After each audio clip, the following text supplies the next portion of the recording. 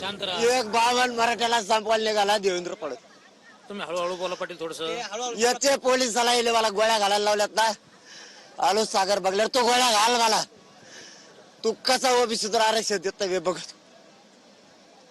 मला संपितो शांत राहा. मराठी संपवणार म्हणे. याला संपवा आधी. मराठी आत्ता भेटेत.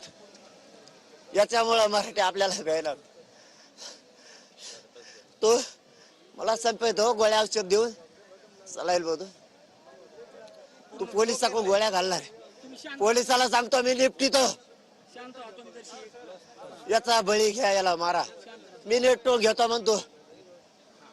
कोर्टाचा आम्ही सन्मान केलता. शांततेत आंदोलन केले तरी आमच्या लोकांवर काल गुन्हे केलेच कमून केले कम.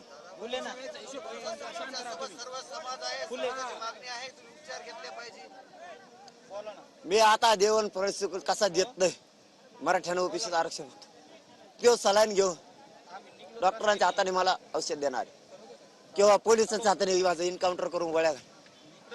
त्याला माझा बळी घ्यायचा. तो म्हणतो किंवा काटा आहे. आपल्या सरकार जर आणायचं असलं तर मराठीचा आपल्या मधला काटा किंवा आरामखोर पोरगा फुटू शकत नाही.